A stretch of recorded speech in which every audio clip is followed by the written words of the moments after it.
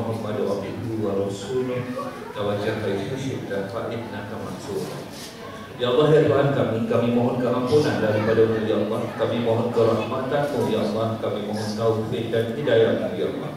Ya Allah, ya Tuhan kami ampunilah dosa-dosa kami, dosa-dosa kedua orang bapa kami, dosa-dosa kaum keluarga kami, dosa-dosa guru kami, dosa-dosa kaum muslimin dan muslimat ya Allah. Ya Allah, ya Tuhan kami, Kau permudahkanlah urusan kami di dunia dan akhirat ya Allah. Jadikanlah kami manusia yang sentiasa bersyukur kepada-Mu. Jadikanlah kami manusia yang sentiasa mencintai-Mu ya Allah.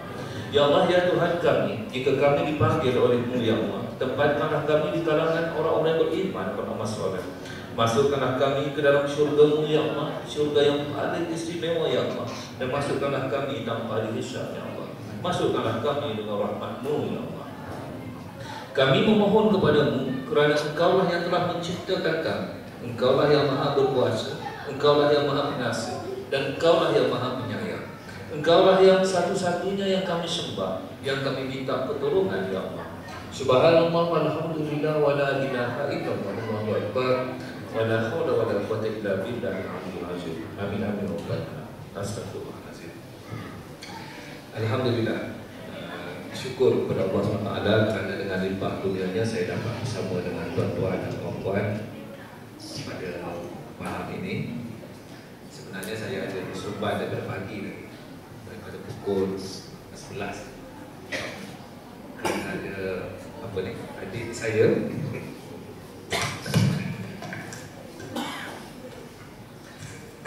saya ada akikah di tak nama apa tak kawasan sini, tapi jauh juga dah daripada sini, jangan bengkok-bengkok gitu. Saya nampak macam dekat kan? Tengok dalam pada GPS tu nampak macam okey.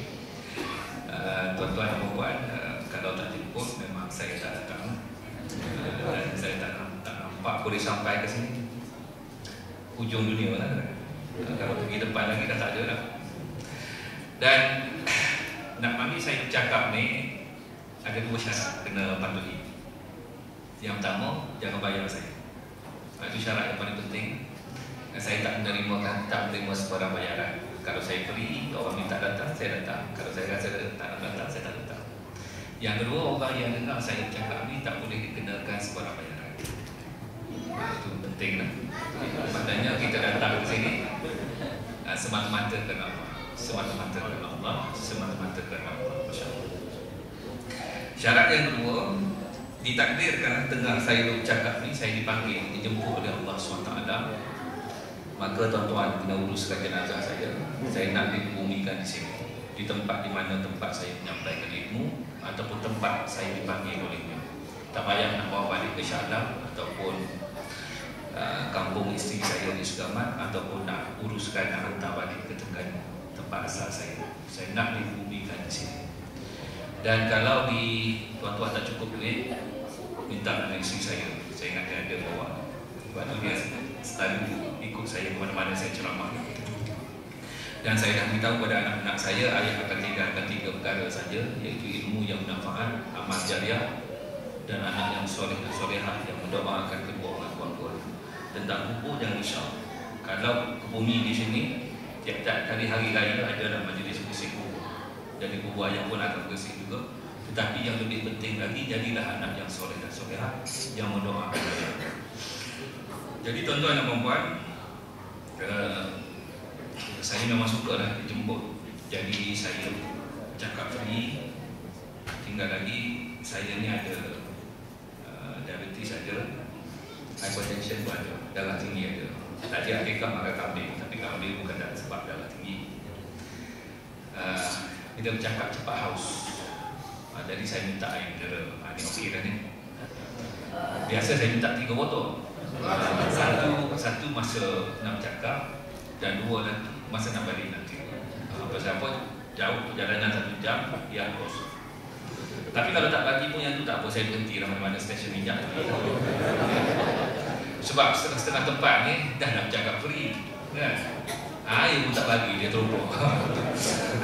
Jadi baik tuan-tuan, saya menulis banyak dan biasanya penerbit saya datang dia bawa buku sekali. besok saya pergi ke Kuantan, 3 hari di Kuantan, ada 9 ceramah 3 hari. Dia orang nak pergi ke sana. Jadi dia beritahu saya last minute. Maka saya pun carilah buku-buku kat rumah tu. Saya tak jual buku tuan-tuan, sebenarnya saya tak jual. Jadi itu kerja penerbit. Ada orang masalah salah faham, dia kata bila saya berceramah jual buku. Yang ini benda juga saya tahu. Tetapi sebab saya dah berjanji dengan organizer nak bawa buku, saya carilah buku kat rumah. Sebab tu kalau tuan-tuan tengok nanti buku tu ada 2 biji, 3 biji, itu dia tajuk gitu. Mana-mana dia ada rumah semua saya bawa kat sini. Jadi cuma ada buku baru saja. Ini tajuk dia ni merenung diri. Yang tu adalah 10 biji. Ini simpanan saya bagi free pada sanak saudara saya. Jadi sebab apa saya tak nak jual? Pertamanya kalau saya datang jual, anak saya jual, dia dengan modal-modal sekali dia ambil. Jadi semua tak jual lah kan. Baik, topik yang saya akan bercakap pada hari ini tuan-tuan, berdasarkan 5 buku ini, Merenung Diri, Rumah Kecil di Jabal Uhud, Bersamamu di Firdaus, Usahawan Akhirat, dan Nota dari Madinah yang saya tulis di Madinah. Kecuali Merenung Diri, balik baru ni saya tulis dan dah dilancarkan ataupun telah diterbitkan dalam seminggu. Ini buku yang terbaru. Jadi siapa yang dah dengar ceramah saya pada hari ini tak payah lagi buku ni, subuh je kan? Penting, tak penting sangat. Baik tuan-tuan dan puan-puan, Allah Akbar. Kita mulakan sedikit, saya tunjukkan gambar. Saya selalu kesian dengan kaum wanita, dia bahagian belakang tak nampak. Sebab itu penting kalau kita dapat rapatkan sedikit orang boleh datang. Ini penting sebab hari ini semua penyampaian saya ini boleh pandukan kepada grafik, supaya tuan-tuan boleh mudah faham ya. Okey. Ini kalau boleh gambar sikit. Okey hari ini tuan-tuan, insya-Allah. Bagi keluar. Jadi tuan-tuan dan puan-puan, Allah Akbar, ini saya ambil gambar ini. Saya tinggal di Madinah 3 tahun ya, 3 tahun, balik bulan Ramadan, hujung bulan Ramadan baru ni. Jadi ini Masjid Nabawi bahagian belakang. Okey, Masjid Nabawi bahagian belakang yang dua ini adalah 2 tong berisi air. Orang haus dia minum air, dia ambil di sini lah. Masjid Nabawi ini kebanyakan jemaah Malaysia yang pergi haji ataupun pergi umrah, dia duduk di bahagian belakang, hotel bahagian belakang. Siapa yang dah pernah pergi dia akan faham lah. Tetapi tuan-tuan yang tak pernah pergi pun insya-Allah bukan susah. Dan ramailah orang yang selepas solat ataupun sebelum solat, dia akan pergi ke tangki-tangki ini yang ada di sekeliling Masjid Nabawi untuk mengisi air dalam botol macam ini. Dia isi, dia simpan untuk minum di hotel ataupun nak balik ke Seremban. Dan kita tengok daripada pandangan sisi ya, pandangan sisi. Ini saya ambil sisi, tapi daripada sana menghadap ke belakang. Ini pandangan sisi. Ya, ini dah. Ketika saya ambil gambar ini, ketika visa umrah belum dikeluarkan lagi. Maksudnya orang tak berapa ramai. Dan saya nak tunjukkan di sini tuan-tuan dan puan-puan, ini ada bangunan yang di sini sedikit, bangunan kecil itu. Siapa yang pernah pergi ke sana dia akan turun ke bawah. Di situ tempat ambil wuduk dan juga tandas. Ramai orang tak tahu. Biasa ya, kita pergi buat umrah 3 hari duduk kat sana, haji 8 hari. Bila turun saja kat situ, tujuan kita nak ambil wuduk, nak tandas. Jadi kita tak peduli kiri dan kanan. Kalau tuan-tuan baru pergi nanti, tuan-tuan tengok ada pintu di sebelah kanan ataupun di sebelah kiri itu, tolong tarik sikit. Di sana, di bawah sana itu, ini dia tempat parking kereta. Di seluruh bangunan Masjid Nabawi itu ada tempat parking kereta. Nombor dia itu daripada nombor 1 sampai nombor 14. 14A tingkat 1, 14B di bawah, 2 tingkat. Masya Allah. Dan saya dulu 3 tahun di Masjid Nabawi di Madinah, saya ada parking saya sendiri di bawah tu. Maknanya istimewa tu. Tapi saya tak nak cerita yang kenapa saya dapat tu, kan? Dan saya bila-bila masa saya boleh pergi dan tak ada masalah parking. Sebab parking itu khusus untuk kita. Kalau bulan Ramadan, orang ramai macam mana pun saya boleh sampai ke Masjid Nabawi, parking ke bawah tu naik, boleh masuk dalam Masjid Nabawi, insya-Allah. Ini satu nikmat yang saya fikir yang akan saya kenal sampai bila-bila. Tetapi saya nak tunjukkan tuan-tuan dan puan-puan, gambar ini saya ambil pada waktu subuh. Selepas solat subuh, sejurus saja selepas solat subuh, dalam parking ini ada 220 tempat letak kereta. Tetapi orang yang datang pada waktu subuh, ni ada banyak, dia ada 20 kereta. Maknanya serupa dengan Seremban kan? Itu saya nak beritahu. Maknanya Taufik dan Hidayat ini bukan kerana dia bangsa Arab ataupun kerana duduk di Madinah, tetapi atas berdasarkan individu. Kita datang maghrib ni penuh ada ceramah. Besok tengok subuh ada 2 sah. Kalau ada 2 sah, alhamdulillah. Saya dah pergi 45 buah masjid tahun 2013 di 5 buah negara. Secara puratanya 1 sah, 1 sah setengah. Adalah sekali-sekala 2 sah. Ini standard. Hatta di Madinah sendiri penduduk dia macam ini lah. Ini tuan punya kepada parking. Tetapi berbeza pada waktu maghrib. Penuh 80% daripada tempat parking itu ada. Kalau saya tak tunjuk macam ini, cakap saja orang tak percaya sangat. Kan tak boleh nak fikir. Ini realiti. 3 tahun macam itu banyak kali saya ambil gambar. Saya nak buktikan kepada masyarakat bahawa yang nak masuk syurga nanti belum tentu lagi orang Madinah. Orang Sekamat pun boleh, orang Seremban pun boleh. InsyaAllah. Baik, kita patah balik sekejap ya. Itu buat bahagian bawah. Kita nak cakap bahagian atas dulu. Jadi sebab saya akan parking di bawah, saya akan naik, bila ada parking kereta tadi, akan naik ke atas dan saya akan nampak orang yang tengah ambil air. Kalau saya tengok orang itu Malaysia, contoh dia bawa beg Andalusia, ataupun dia bawa beg Reha, ataupun dia bawa beg tabung haji, nampak muka Malaysia, kita boleh jar. Maka saya akan pergi, saya akan peluk terus. Peluk macam itu. Assalamualaikum Ji. Waalaikumsalam. Haji daripada Malaysia. Malaysia dia kata. Alhamdulillah Ji. Ji, saya minta maaf banyak-banyak Ji. Kalaulah Haji bikin air ni air Zam-Zam, kita nak minum tak mabuk Ji. Tapi kalau Haji bikin ni air Zam-Zam, dia bukan air Zam-Zam. Kalau Haji nak air Zam-Zam, ambil dalam Masjid Nabawi itu, yang tepi-tepi itu semua air Zam-Zam. Dia tulis ada air sejuk, ada air panas. Yang ini bukan. Okey, bila saya sebut saja begitu, dia tengok saya sekejap, dia pun kata apa? Saya dah tahu dan saja yang nak ambil. Ini satu perangai manusia yang tak boleh ditegur. Bila kita tegur saja, maka dia timbul rasa macam dia tu macam bodoh sangat. Dia pun jawab lagu tu saya saja je nak ambil sebab dia haus. Dan kita ini dalam hati kita ni manusia biasa, saya pun manusia biasa.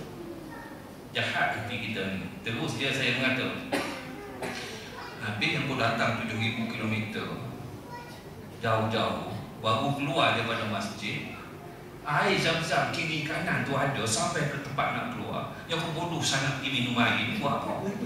Dalam hati lah, sebab tu kena istighfar pada mereka. Ini di pihak saya pula lah.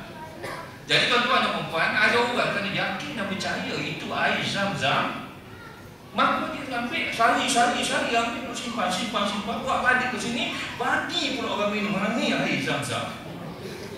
Dia tak tahu kan. Jadi sebab itu penting tuan-tuan dan puan. Kalau di Mekah okey, dia tulis situ drinking apa ni, dia tulis drinking water ataupun air Zam-Zam. Baik. Ada juga satu kumpulan yang lain. Bila saya sebut perkara yang sama, Ji, air ini bukan air Zam-Zam. Kalau nak Zam-Zam, dia dapat dalam tu. Dia terus tengok saya, dia kata, terima kasih Ji, kalau Haji tak beritahu, mati saya tak tahu. Terima kasih, banyak saya ambil. Orang ini, dia percaya tok-tok. Apa sahaja yang kita tuturkan, dia tak kenal pun saya. Kalau dia kenal, boleh tahan lah kan. Macam tu, Prof Ramil tu. Saya pun macam saya muas tu lah. Madinah tu. Dan kebanyakan orang, dia tahu nama saya tapi muka tak tahu. Sebab yang baca buku Travel Haji mengubah sempadan iman lebih 1,5 juta orang. Mungkin dah sampai 1 juta. Tapi dia tak tahu nama. Pernah satu ketika dalam masjid, duduk sekali dengan orang Malaysia.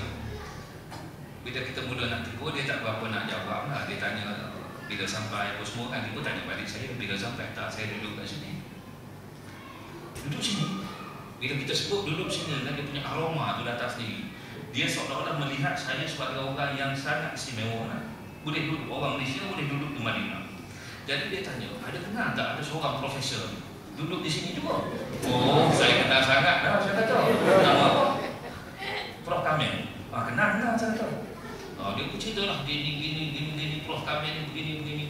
saya baca begini. Okey. Jadi saya akan semayang sebelah dia. Dan sampai nak keluar ke masjid itu saya rindu sekali sampai dah nak berpisah. Saya beritahu dah Haji, Kak Haji nak tahu ni nak keluar kan? Ya kok, tu nak peluk saya. Kerja saya peluk orang je lah. Kiri kanan macam itu kan.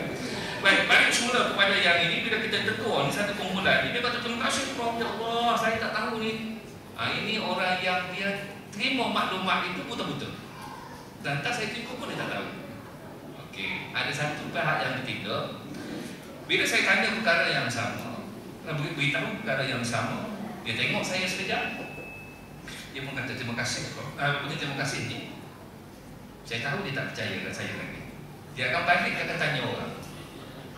Ataupun dia akan tanya, kalau ini gambar ni tak ada seorang yang akan baju hijau. Yang baju hijau itu adalah orang yang jaga air Zam-Zam. Dia dalam Masjid Nabawi ni, dia ada baju-baju pekerja dia. Kalau baju hijau, jaga air Zam-Zam. Baju biru kelabu, jaga Quran. Apa lagi? Tak dengar ada saya. Dan dia boleh tanya. Saya tanya daripada awal lagi selainnya. Zam-Zam? Zam-Zam. Dia tunjuk dalam Masjid Nabawi. Kepada mula-mula saya sampai. Sikit saja. Kita sesuatu benda yang kita tak tahu, kita tanya, kita akan dapat jawapan. Dan dia akan balik, dia akan tanya. Jadi tuan-tuan dan puan, kenapa saya cerita ni? Kerana saya nak tuan-tuan jadi orang yang ketiga tadi. Bukan orang yang pertama, bukan orang yang kedua. Dalam kita menerima ilmu, kena berhati-hati, kena berfikiran terbuka. Saya bagi bukti jelas. Sampai ke Malaysia, bahawa air itu dia ingat air Zam-Zam, sedangkan benda itu salah. Okay? Jadi daripada sudut-sudut bila kita cerita macam ini dapat pengajaran. Dan kalaulah kita ni tak peka, maka kita selalu kata orang salah lah. Contoh, saya solat di Masjid Nabawi, macam-macam pesen cara orang solat. Duduk kat sana, macam-macam negara. Satu hari saya solat jenazah, tak pernah kena tegur. Tahun yang ketiga kena tegur. Kita solat jenazah macam mana? Kita dah belajar daripada kecil. 4 kali takbir. Allahu Akbar. Bismillahirrahmanirrahim. Alhamdulillahirabbil alamin. Habis Allahu Akbar. Selawat. Allahu Akbar. Doa. Allahu Akbar. Salam. Assalamualaikum warahmatullahi. Dekat Madinah sekali. Tak apa, itu tak ada kesan. Assalamualaikum warahmatullahi kat Malaysia kan. 4 kali kan. Habis saja solat. Ada seorang itu sebelah saya, entah orang Pakistan ke orang mana, beritahu saya, Haji, wrong, salah tu solat jenazah. Solat jenazah ni satu takbir je. Saya pun terkelik-kelik kan dia. Dia daripada kecil lagi kita duduk belajar 4 takbir, dia kata satu takbir. Habis kalau saya jenis bengkel, dia jenis gagak. Mana? Awak salah 4 kali takbir. Mana ada sekali? Kita akan bergaduh lah kan? Itu pasal kita tak kenal. Saya pun mudah, saya bukan jadi orang aku tu. Saya pun jawab apa? Syukran. Terima kasih. Dia pun habis cerita, habis. Saya pun balik kan, geram semua, geram dalam hati kita. Kita, ya Allah, kita rasa kita betul kan? Balik buka kitab lah. Buka kitab, Masya Allah, satu takbir boleh, satu takbir ni macam ni kan. Allahu Akbar, Bismillahirrahmanirrahim, baca Fatihah, habis Allahu Akbar, dia tak angkat tangan. Sekali takbir boleh, 2 kali takbir boleh, 4 kali takbir boleh, 7 boleh, 9 boleh. Dah. Saya nak buat ikut saya lah. Kan? Betul juga tu. Tetapi kali ini betul dengan ilmu. Betul bukan kerana dengar orang-orang cakap saja. Saya buka kitab, saya baca, saya buat kajian. Masya Allah. Ini beza dia. Saya puas hati. Lain kali kalau orang tegur saya begitu, saya senyum lagi lah. Okey lah, saya tak lawan. Dia tahu, yang bahagiannya saya tahu lebih banyak daripada dia sebenarnya. Ini yang penting kita nak faham. Baik. Tuan-tuan tengok sini ya, kita tengok satu garisan di sini. Saya tak ubah. Ini masa saya ceramah 18 Februari. Ini yang 28, 10 hari yang lepas saya ceramah. Tapi tak apalah, saya pakai 18 Februari 2015. Tuan-tuan tengok ya, di sebelah kanan saya itu. Tuan-tuan tengok sebelah kiri ya. Ini sebelah kelahiran. Sebab apa saya tak bagi tahu sebab kita ni lahir beza-beza. Saya 1995, 1964. Maknanya saya umur 51 tahun. Dan sepatutnya tarikh itu pada tarikh hari ini 28 hari bulan 2. Okay. Ada satu tarikh ke atas itu 2006. Tarikh 2006 itu penting untuk saya. Nanti tuan-tuan akan fikir sendiri. Tarikh tuan-tuan tahun 1 tahun tu. Saya sangat penting 2006 sebab saya ni tak nak cerita pasal orang. Buku-buku saya ni saya cerita pengalaman saya. Saya tak ada mengata orang. Saya mengata diri saya sendiri. Baik. Yang sebelah sana tu kematian. Tuan-tuan tahu tarikh mati? Ataupun bila kita mati, tahu tak? Agak-agak bila kita mati, tahu tak? Tak tahu. Semua orang tak tahu. Sebab mati ini ajal maut di tangan Allah. Betul? Ini saya nak ajar di sini bahawa kita tahu. Saya tahu tarikh mati saya. Bila saya nak mati. Jadi tuan-tuan boleh fikir sendiri pula. Apa ni saya tak ada dah nak soal-soal. Tapi saya tahu. Kenapa? Saya umur 51 tahun. Ayah saya meninggal 58, mak saya meninggal 59. Ayah saya ada diabetes, mak saya ada diabetes. Ayah saya ada darah tinggi, mak saya ada darah tinggi. Saya ada darah tinggi, saya ada diabetes. Maknanya kalau ikut genetik, saya ada 8 tahun. Ataupun 9 tahun. Tak takutkah kita? Kalau ikut keturunan, saya akan meninggal 8 tahun lagi. Saya takut. Ada orang tak sedar tu. Yang mereka keluarga dia sekitar-sekitar begitu je meninggal. Ada orang banyak umur 80, 90, ada isteri saya semua 70 lebih keluarga dia. Tapi keluarga saya bawah 60. Tetapi ajal maut di tangan Allah. Adik saya meninggal umur 35. Betul. Dan sepatutnya kakak saya mati dulu. Kakak saya dekat itu nak mati tu. Kalau ikut genetik.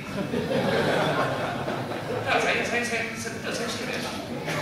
Saya jumpa dengan kakak saya pun saya cakap macam itu. Patutnya Kak Yan dulu meninggal. Betul kan? Kak Yan dah rasa serupa-serupa ada kaki. Kecil manis.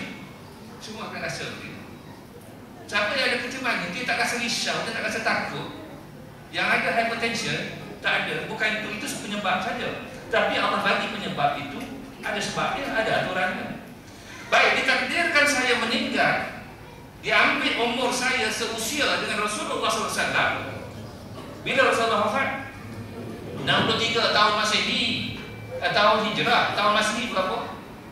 60 tahun lebih kurang. Bermakna saya ada 9 tahun lagi. Ini tak takut ke kita? Masya Allah, kita fikir tentang mati. Dan kenapa tahun 2006 itu sangat penting untuk saya? Nanti tuan-tuan lepas saja ceramah ini, tuan-tuan akan pilih tahun tuan-tuan sendiri. Entah tak saya takut tuan-tuan tak dapat pilih tahun. Itu yang saya risau. Kerana tak tahu. Dan kerana tak ambil tahu. Jadi tuan-tuan dan puan-puan, Allah Akbar. Kenapa saya kata saya tak perlu bayaran? Bukanlah saya kaya sangat, tidak. Tetapi okeylah, boleh hidup. Tak mati lagi setakat ini 7 tahun berceramah tanpa bayaran. Okey, Alhamdulillah. Tetapi kalau ada salah seorang daripada tuan-tuan dan perempuan ini dapat ilmu daripada saya dan dia aman, itulah ilmu yang bermanfaat, maka itulah pendapatan saya besok, pada hari akhirat besok. Itu je yang saya nak. Baik. Ditakdirkan Allah ambil nyawa saya pada tahun 2006 tuan-tuan, dan ditanya kepada saya beberapa soalan yang ini, iaitu yang pertama, adakah tuan berkesempatan solat 5 waktu di masjid? Maka jawapan saya tidak. Kalau Allah ambil nyawa saya pada tahun 2006, maka kalau Allah tanya saya, kau sembahyang 5 waktu di masjid atau tidak? Jawapan saya tidak. Jadi sekarang ni tuan-tuan boleh tanya diri tuan-tuan, tahun berapa tu nak tanya tu, bila kita mula sembahyang 5 waktu di masjid? Kalau Allah tanya saya tahun 2007, jawapan saya iya. Saya solat 5 waktu di masjid, insya-Allah. Adakah tuan membaca Al-Quran dan memahami bacaan tersebut? Tak. Saya tak faham dan saya tak baca pun. Ada kata pun saya tak tahu. Tapi bila saya nak pergi haji, sebab itu buku travel haji itu laku. Bila saya cerita yang saya umur 40 tahun, saya tak reti baca Quran. Masya Allah, itu yang sebab saya takut nak pergi haji. Tiba-tiba Allah bagi pada saya nak pergi haji. Saya, ya Allah, menangis dengan Allah. Bangun setiap malam cerita dengan Allah. Ya Allah, Tuanku, aku ni nak pergi menunaikan fardu haji. Ya Allah, tapi aku ni bodoh. Ya Allah, aku tak pandai baca Quran. Ya Allah, ada batak pun aku tak tahu. Ya Allah, bantu aku. Ya Allah, menangis Tiba-tiba Allah hantar seorang hafiz ke rumah. Saya belajar dengan hafiz ini selama sebulan habis qiraat 1 sampai qiraat 6. Sebelum berangkat ke Tanah Suci juz 9. Duduk di Mekah 38 hari, habis khatam buat pertama kali ketika usia saya 41 atau 42 begitu. Pergi ke Madinah, duduk 8 hari di Madinah. Dalam masa 6 hari saya habis terjemahan daripada muka surat 1 sampai 1200. Saya tak nak cerita bab itu.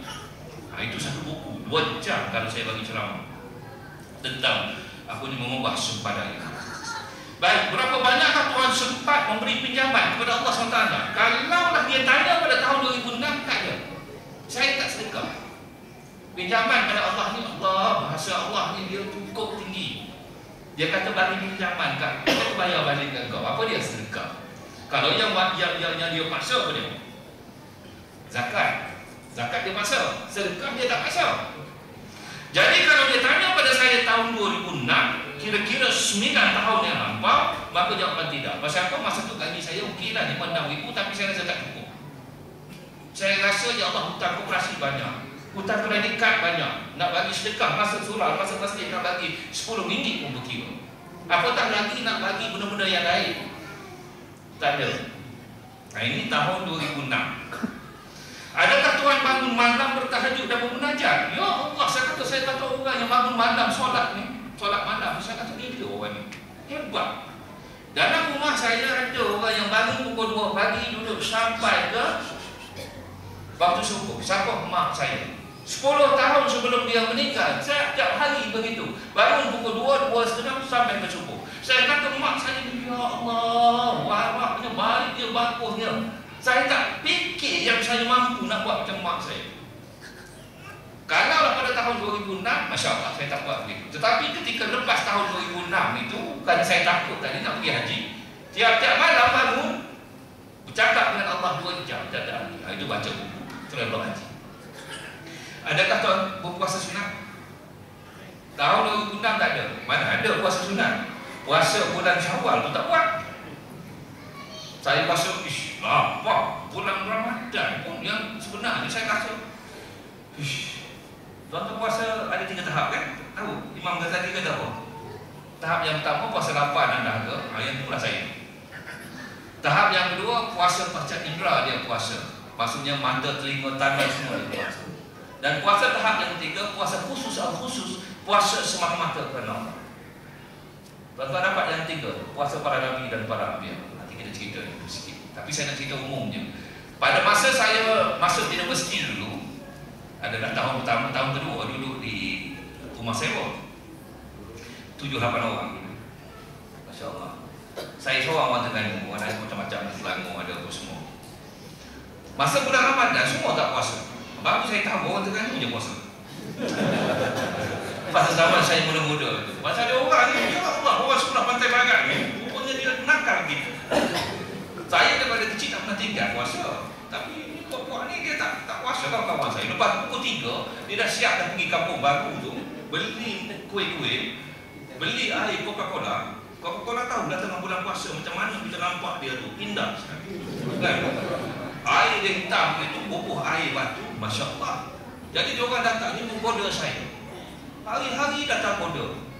Dia kata apa? Minum dah sikit tak apa. Bukan orang tahu kan? Allah. Sebab orang yang tidak puasa ni dia suka orang lain pun tak puasa. Ini memang perangai semula jadi. Saya boleh bertahan tuan-tuan 15 hari. Hari ke-16 minum sekali. Bila dah minum sekali, habis 15 hari tak puasa.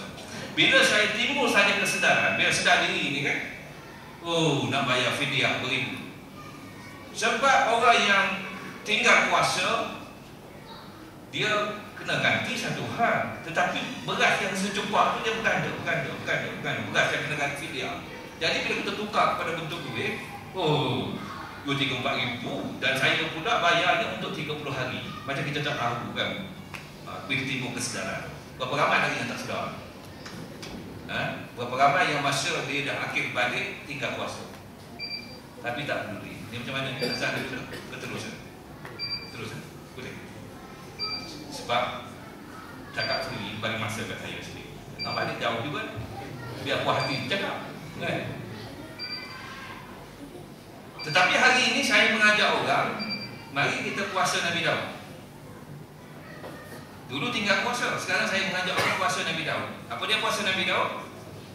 Ramai orang tahu doa mulut jawab selat lagi.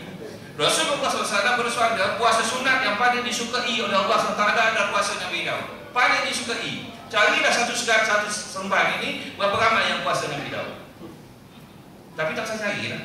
Kita buat ini mengikut surah Az-Zariyat ayat 56. Tidak aku jadikan jin dan manusia melainkan untuk menyembah dan beramal ibadah. Kita nak menyembah dan beramal ibadah. Tapi saya, sebab saya bagi kuliah, saya cerita, saya nak yang terbaik di sisi Allah. Maka puasa sunat ini, puasa yang terbaik adalah puasa Nabi Daud. Puasa dah selang-selang sampai mati, insyaAllah.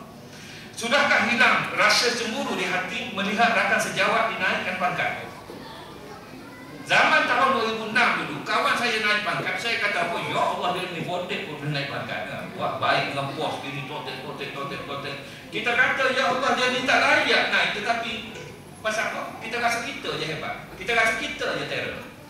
Dulu saya tak faham. Sekarang saya faham. Saya tak nak dah macam itu. Pasal apa? Siapa yang kata dia dapat naik pangkat itu kerana botek, maka dia boleh jadi syirik. Pasal apa syirik? Rezeki ini datangnya daripada Allah, bukan manusia yang bagi rezeki. Kita menidakkan yang Allah bagi rezeki pada orang. Berhati-hati gitu. Tak usah dah sibuk sangat, dah cukup dah. Tetapi kalau tanya saya pada tahun 2006, itulah hati saya. Baik, kita tukar sikit dia punya line tadi ya, kita faham ya. Sekarang saya tambah ya, kalaulah saya ditakdirkan mati tahun 2006, semua jawapan itu tidak. Sekarang ini tuan-tuan tanya pada diri masing-masing, bila tahun yang kata ya? Nah, masing-masing punya sendiri lah. Mungkin 2007, mungkin 2008, mungkin 2015. Semua ada lagi tidak kan? Itu Allah Akbar. Mudah-mudahan tak mati lagi lah. Sebab itu saya cerita tentang kematian tadi. Bagi orang yang faham, umur 51 tahun, jawapan tidak lagi. Berapa tahun lagi awak semua nak hidup? Berapa tahun lagi kita nak hidup? Nah, ini penting ya. Sebab itu saya berceramah ni, saya tak kata hukum orang tak apa. Awak tanya diri awak sendiri macam mana. Tuan-tuan tanya diri sendiri, apa keadaan kita. Baik. Selepas tahun 2006, saya mohon dengan Allah SWT minta ampun saya cerita ni. Sekarang jawapannya ya. Dan daripada tahun 2006 sampai 28 hari bulan 2 2015 hari ini, saya boleh mengatakan ya tadi, maka itulah yang Allah kata nikmat masa dia bagi kat kita. Tuan-tuan hidup pada hari ini ada nikmat masa lagi. Sebab tu kita hidup lagi, dah jawapan tidak, hidup lagi. Cuma jawapan tidak, mati. Maknanya masa itu masa yang sia-sia yang kita ada lah. Kalau dah mati hari ini ataupun mati besok. Contoh, tak sempat nampak kata ya kan. Sebab itu saya jangka besok ramai orang datang solat subuh, InsyaAllah. Kan kita nak solat 5 waktu di masjid. Kan tak apa, biar kita tak usah lagi yang itu. Dan tuan-tuan dan puan-puan, Allah bagi lagi nikmat masa sehinggalah saat kematian. Yang saya kata tadi, saya boleh jangka dari sudut tersebut. Iaitu kalau ikut genetik, saya ada 8 tahun lagi. Tak lama lagi tuan-tuan. Kalau ikut Nabi Muhammad SAW wafat, saya ada 9 tahun lagi. Kalau mengikut purata kematian orang Melayu di Nusantara oleh kajian Pertubuhan Bangsa-Bangsa Bersatu, 74 tahun. To be exact, wanita 76, lelaki 72. Bermakna kalau 72 tahun, saya ada 21 tahun lagi. Wah, 21 tahun rasa macam lama kan? Bayangkanlah 51 tahun umur, kalau tak boleh solat 5 waktu di masjid. Apakah nilai 21 tahun itu besar untuk kita? Nah, itu penting. Baik. Saya kata itulah nikmat masa yang Allah bagi pada kita. Dan bila kita tulis buku, Masya Allah, rupanya memang Allah cerita dah betul. Dalam surah Nuh ayat 4. Tengok.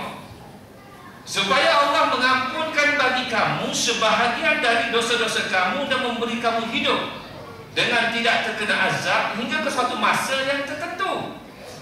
Kalaulah Allah ambil nyawa 2006, tak sempat saya minta ampun. Tak sempat saya nak bayar hutang puasa saya. Tapi sebab Allah ni kasih dan sayang pada saya, dia sayang pada hamba dia, dia kata apa? Dia bagi satu masa hingga ke suatu masa yang tertentu.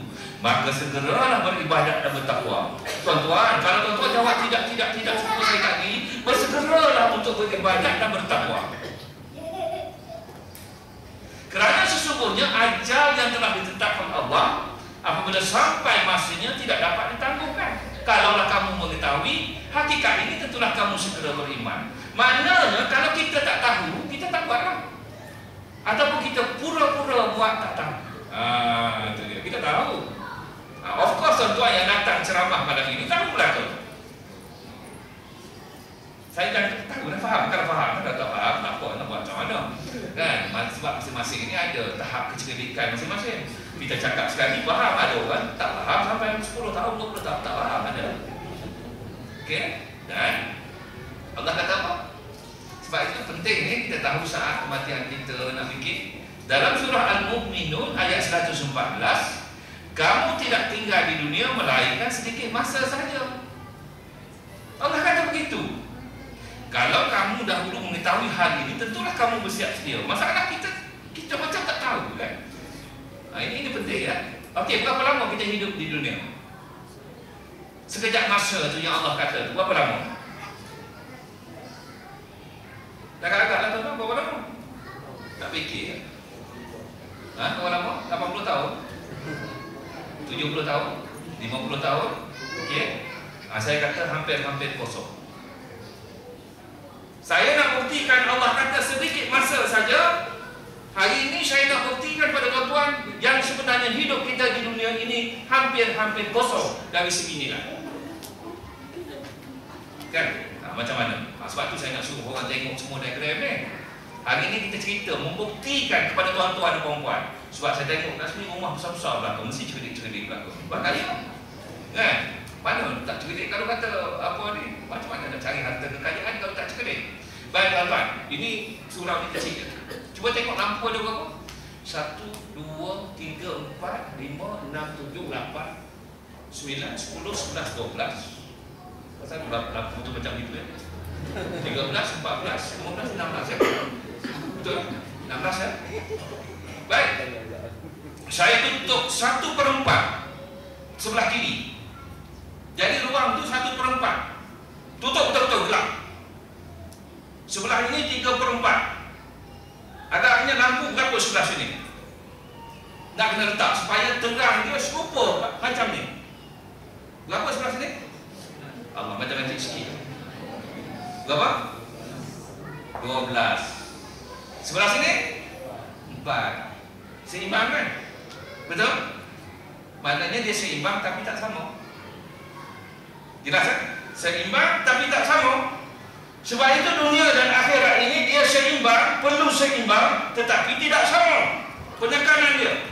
Kita hidup di dunia dan kemudian kita akan mati, masuk dalam surga. Dua dunia yang berbeza. Penekanan di dunia berapa banyak? Kalau lampu tadi sini 1/4 4 digit, di sini 16 digit. Kalau dunia dengan akhirat, yang orang kata kena seimbang, kena seimbang. Berapa nak seimbang tu? Baik tuan-tuan dan puan-puan, kita katalah kehidupan di dunia ini 100 tahun maksimum. Semua sekali kita ini andaikan 100 tahun. Hidup di syurga berapa? Infinity, yes. Kataan tu bagus. Bahasa infinity untuk orang biasa-biasa kekal selama-lamanya. Boleh kan? Baik, saya kata tak payah kira infinity. Saya kata hidup di dunia ini 100 tahun, hidup di syurga juga 100 tahun. Lepas saja cukup 100 tahun di syurga, kita hilang begitu saja. Tak ada apa-apa dah. Jadi perimbangan dia berapa perlu? Nisbah dia berapa? 50-50. Tetapi hidup di syurga, dia tak, dia terus kan? Katalah 200 tahun. 100 tahun di dunia, 200 tahun di syurga. Berapa nisbah dia? Susah sikit pasal dia tak tepat. 33%, 67%. Boleh? Boleh ha? 1/3, 2/3. Tetapi di syurga dia terus lagi 300 tahun. Di dunia dunia dia kekal, dia tak akan lebih 100 tahun. 1, 3 berapa? 20%, 25% di dunia, 75% di syurga. Saya dah kira dah tuan-tuan, saja je nak mati tuan-tuan kira matematik sikit. Ramai orang rumah matematik kan? Ni dia saya dah kira dah. Dalam buku usahawan akhirat memang saya dah cerita detail lah bab ini. Dan akhirnya tuan-tuan dan puan-puan, nisbah itu akan menjadi kosong kepada dunia. Hampir-hampir kosong. Dia tak boleh kosong, tetapi dia hampir-hampir kosong. Sebab di syurga 400, 500 tahun, 600 tahun, 700 tahun, 800 tahun, 1000 tahun, 2000 tahun, 3000 tahun, 4000 tahun, 5000 tahun. Takkan habis saya bercakap. Di dunia kekal 100 tahun. Ini dia diagram dia. Yang bawah itu dunia, yang atas itu syurga. Yang itu menuju kosong nisbah. Tetapi dia tak boleh sentuh kosong sebab memang kita kena hidup di dunia baru boleh pergi ke syurga. Bermakna tuan-tuan dan puan-puan, betul lah ayat Quran Allah kata, saya buktikan melalui matematik. Tengok Allah kata apa? Kamu tidak tinggal di dunia melainkan sedikit masa saja. Ya Allah, kalau kita boleh buka ilmu Allah ni, alhamdulillah Allah bagi kat saya begitu. Dan saya tulis ada buku tu. Baik. Tuan-tuan pernah dengar tak orang kata, saya ni nak pergi ke masjid bila dah pencen? Pernah kan? Biasa. Biasa. Ini yang Allah ni dia tak takut mati tak kira. Dia ingat dia bila dia pencen umur 60.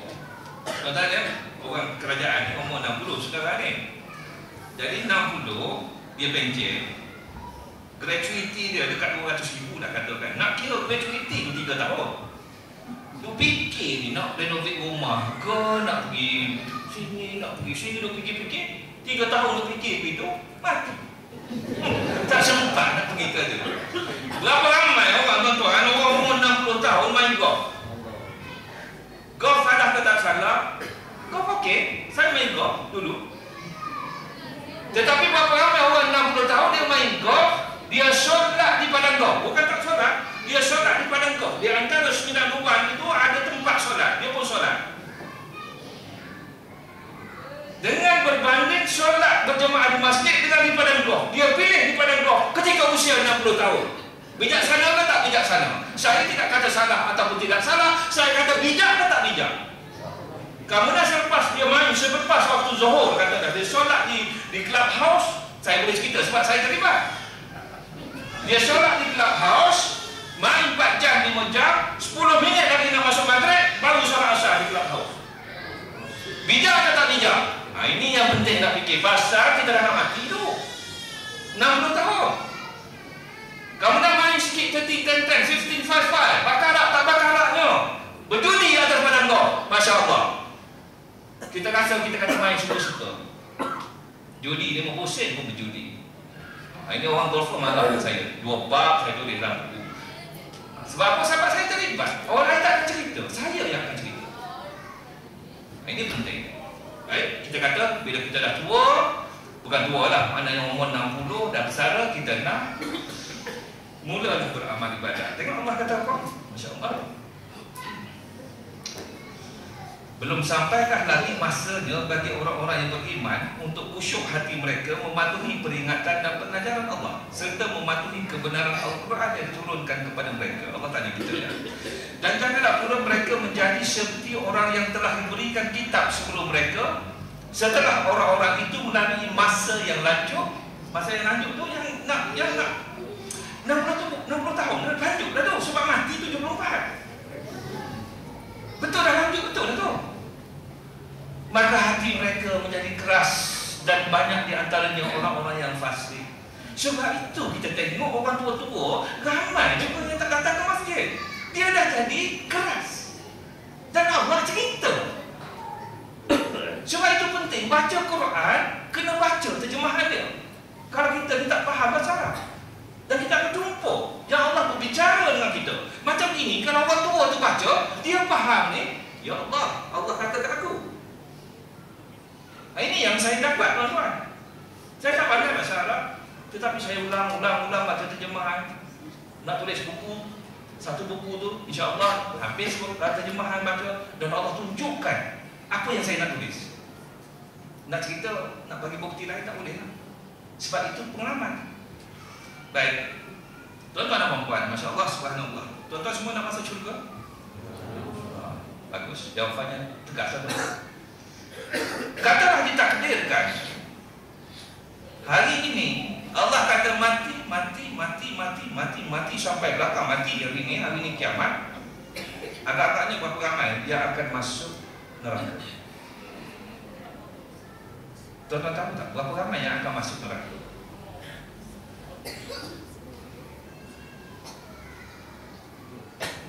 Tahu tak?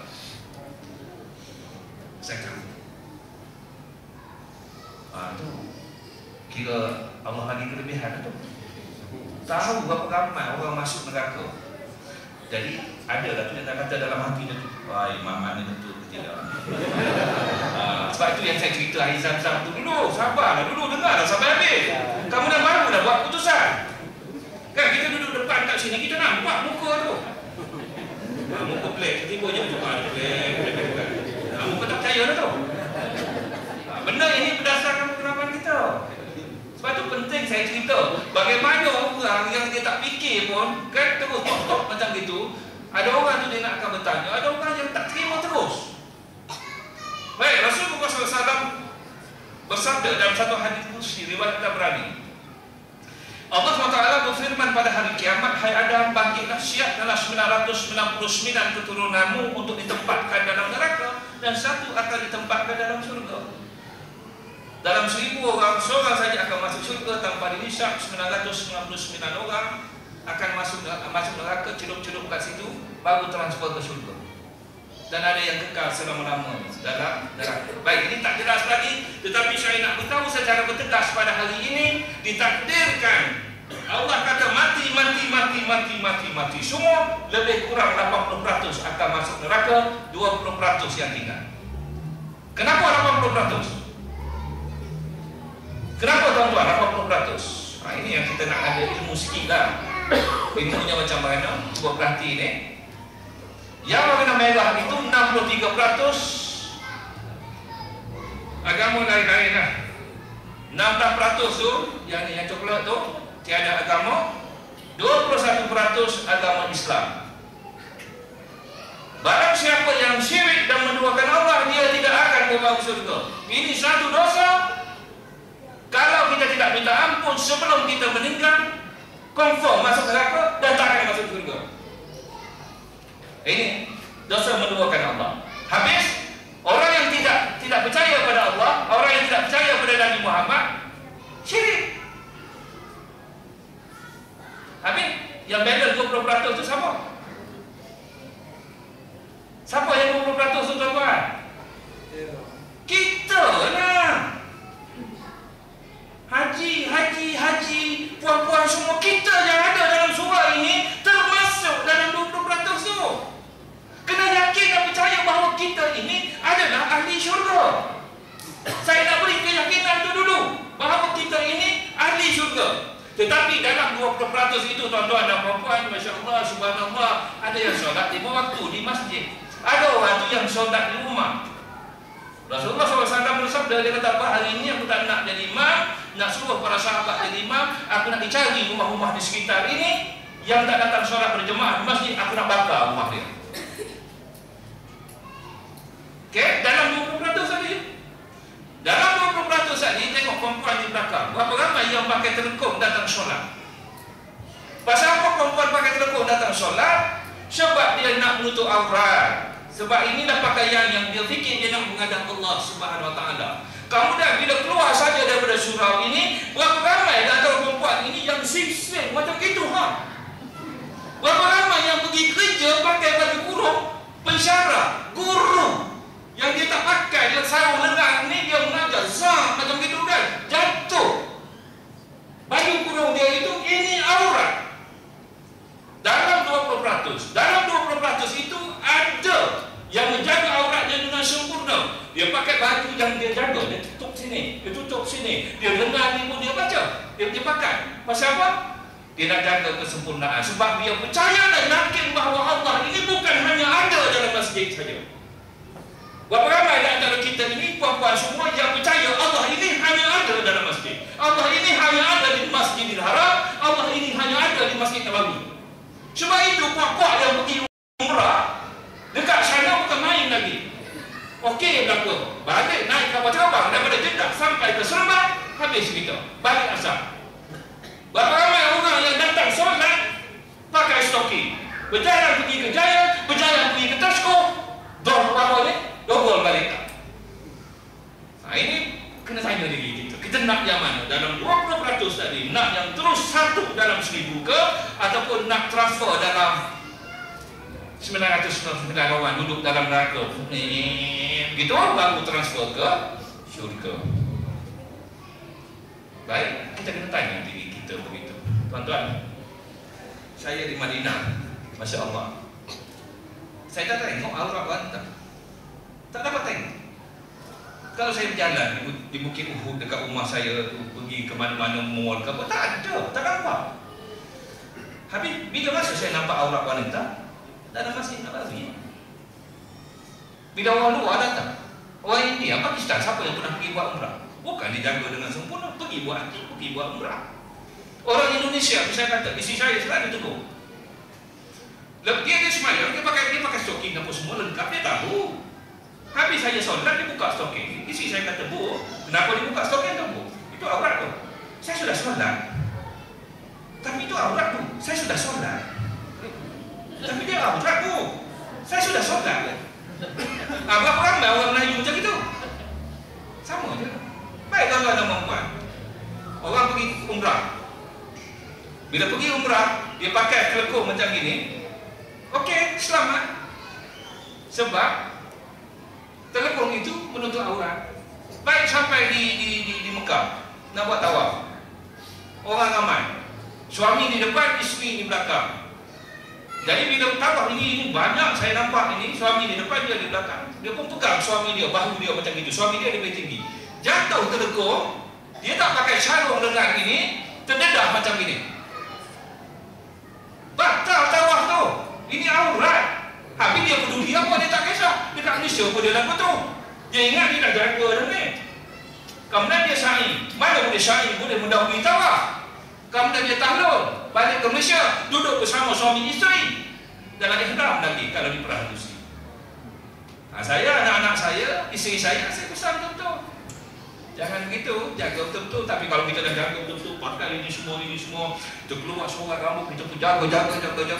Tapi apabila sudah tawaf, Masya Allah, Subhanallah, kita berkata dengan Allah, Ya Allah, Tuhanku, aku dah selesai menunaikan ibadat tawafku, Ya Allah. Kalau ada salah silap, Ya Allah, tak ampunkan aku, Ya Allah, aku tak berniat begitu, Ya Allah. Menangis kita. Ini biasa ya, orang yang tak peduli benda-benda macam ni, habis saja tahlul, ambil gambar, tak, sengih tu ambil tu. Lepas tu dia sibuk dengan, ini kita umrah dengan haji ni, satu modul lain pula saya cerita. Itu satu buku saya tulis, Nota dari Madinah. Pasal apa saya tulis itu? Sebab saya sedih. Bila pergi duduk di Madinah, barulah saya tahu kenapa orang yang pergi umrah tiap-tiap tahun, orang yang pergi haji, masjid kita, surau kita masih kosong lagi sampai hari ini. Mana tuan haji ni? Mana yang lagi umrah ni? Oh, duduk di Madinah baru saya tahu kenapa. Itu yang saya duduk cakap bagi tazkirah hari-hari di Madinah kerana saya itu siap. Tak payah bayar, saya kata. Bila saya tak ada di Madinah, saya tulis buku Nota dari Madinah. Kerana apa? Saya nak orang bawa buku tersebut pergi ke Madinah, baca buku tersebut seolah-olah saya sedang bercakap di Madinah. Masya Allah. Baik tuan-tuan dan puan-puan, kita nak jadi satu dalam 1000. Susah ke senang? Susah. Itu yang jadi susah tu, kita susah. Sekarang pun lah. Hari ini nak cerita supaya benda ni senang. Sebab apa? Berapa banyak budak Melayu kita additional matematik kita ambil. Pasal ayah dia kata susah, cikgu dia kata susah. Ini penting. Jadi tuan-tuan dan puan-puan, tuan-tuan nak masuk syurga tanpa dihisap kan? Nak masuk syurga. Tetapi tuan-tuan, sebelum tuan-tuan masuk syurga, tuan-tuan kena mati dulu. Ini mati pun kita tak ingat. Tak apalah, hari ini kita dah ingat pasal mati. Orang yang umur 60, tinggal sikit lagi. Orang yang umur 50 tahun ikut Nabi Muhammad SAW ada 10 tahun. Ikut purata kematian kita ada 22 tahun untuk lelaki, 26 untuk wanita. Tetapi semua sekali mesti mati dulu, masuk dalam kubur. Tuan-tuan nak duduk berapa lama dalam kubur? Agak-agak nak duduk berapa lama dalam kubur? Mana ada fikir kan? Nah, saya fikir saya nak duduk sekejap je. Kalau boleh mati tu, orang ke bumi pusing belakang saja, pom bangkit. Kenapa? Kenapa tuan-tuan ketawa? Boleh ke tak boleh? Pernah berlaku di Sumbar? Pernah berlaku, tak pernah dengar cerita? Maksudnya kita ke bumi kan orang terus bangkit. Ataupun pernah nampak dengan mata kita? Tak ada. Sebab Tuhan melihat dengan mata kepala, Tuhan mendengar dengan telinga kepala. Kalau kita tengok dengan mata hati, telinga hati, insya-Allah berlaku. Kenapa saya kata begitu? Dalam surah Kahfi, Allah ceritakan bagaimana 7 pemuda dengan seekor anjingnya telah ditidurkan selama 300 tahun mengikut satu kiraan, 309 tahun mengikut satu kiraan yang lain. Kemudian Allah sedarkan mereka. Masing-masing bertanya bila sedar, berapa lama kita tidur? Salah seorang yang menjawab setengah hari ataupun 1 hari. Apa dia? Tu Allah nak cerita masa ini bersifat relatif. Dia tidurkan kita 300 tahun, tetapi bagi orang tu perasaannya setengah hari je. Itu yang Allah nak suruh kita belajar dalam Quran ni. Kita baca, tapi tak sampai ke hati kita. Masya Allah. Saya bagi contoh mudah. Ramai ini saya rasa dah ada menantu. Ada 2-3 orang menantu. Satu menantu kita pergi sampai saja tu bosan kepada dia. Ada satu menantu duduk seminggu pun tak apa. Pasal apa? Perasaan kita. Ada menantu okey, yang layan kita okey, jaga kita okey. Ada kita Allah letih kita. Ada orang kita dengar ceramah orang kan, ceramah penceramah datang. Ya Allah, bila dia nak berhenti? Ada orang kita duduk, kita boleh dengar sampai habis. Sampai dia kata okey, kita berhenti. Sampai situ lagi. Ini berbeza-beza masa. Bagi 1 jam pada orang, ada orang 1 jam tu sekejap saja. Ada orang 1 jam itu lama, tuan-tuan. Takkanlah Nabi Allah Adam itu daripada zaman mula-mula sekali wafat nak kena tunggu kita semua. Tak masuk akal. Sebab itu kita kata masuk saja dalam kubur. Kita nak bangkit. Sebab apa? Saya baca satu bab, saya tulis dalam Bersambung di Firdaus, cerita bab kubur saja, diceritakan bagaimana bila masuk dalam kubur tadi kita dihimpit oleh tanah. Di tanah saya dalam kubur gelap. Dan dia juga menggambarkan apakah tingkah laku kita di dunia. Firaun telah diberikan rasa azab api neraka dalam kubur lagi. Ada ayat. Tanah saya. Tuan-tuan nak ke tidak? Marilah ikut saya yang itu. Ataupun tuan-tuan buat keputusan. Boleh tak hari ini kita buat keputusan yang kita nak duduk dalam kubur sekejap saja? Boleh? Setuju semua? Kalau ada yang tak sedikit orang luar tu diam je lah. Okey. Sekarang ini apabila kita masuk kubur dibangkitkan. Tuan-tuan nak masuk syurga tanpa dihisap ataupun tuan-tuan nak kena tunggu? Nak masuk terus ke ataupun nak kena tunggu? Maksudnya kita nak masuk syurga tanpa dihisap. Maknanya kita nak yang 1 dalam 1000 lah tu. Kan lebih kurang tu lah saya baca hadis tadi tu. Tuan-tuan buat keputusan kita nak terus masuk syurga tanpa dihisap. Saya pun sama tuan-tuan. Saya nak masuk syurga tanpa dihisap. Bukanlah kerana saya ni baik sangat, tapi Masya Allah diceritakan bila kita baca ni, bila kita tulis buku ni, saya jumpa macam-macam cerita bab penantian ini. Ada kena tunggu sampai 50 tahun dan matahari sedekah daripada kepala. Dan perlu meniti sampai ke buku lagi. Ini ada hadis dia, sampai ke lutut, sampai ke sini, sampai ke sini, sampai ke paras hidung, tercungak-cungak. 30 tahun duduk dalam tu. Tanah. Tuan-tuan, Masya Allah, subhanallah, Allah Akbar. Umur 51 tahun ini macam-macam dah saya tempuh. pun ialah kena tayang kita hujan yang berat tu kita rasa macam tak tahan. Ini 50 tahun menunggu matahari setingkat. Allahu Akbar. Tak nak. Boleh kan kita buat keputusan kita nak masuk syurga tanpa dihisap? Boleh kan? InsyaAllah. Habis, tuan-tuan nak masuk syurga tanpa dihisap ni, nak masuk seorang ke nak masuk dengan orang yang kita sayang? Kita nak dengan orang yang kita sayang kan? Setuju ya? Jadi tuan-tuan kena tengok kan? Siapa yang orang yang pertama sekali? Kalau ditakdirkan seorang je boleh masuk sama dengan kita ni, tuan-tuan nak pilih siapa? Isteri. Ni suami bagus ni. Saya pun nak pilih isteri, tapi tanya isteri belum tentu lagi suami. Dia dah untuk lama dah, tapi okey lah boleh. Sebab apa? Orang yang pergi ke Madinah kan kita tanya dia isteri-isteri ni, yang pertama sekali yang dia nak doakan suami. Sebab perempuan ni dia nak ubah. Perempuan bila dah kahwin, settle. Orang lelaki bila dia dah kahwin, kalau dia suka mancing, dia kahwin pun dia mancing. Kalau dia malam minum teh tarik, dia dah kahwin pun nak keluar dari rumah. Umur 60, 50 nak keluar rumah setelah malam. Dah cukup dah kan. Kita buat amal ibadat dah tak ada maksud. Isteri dah okey dah. Contoh begitulah.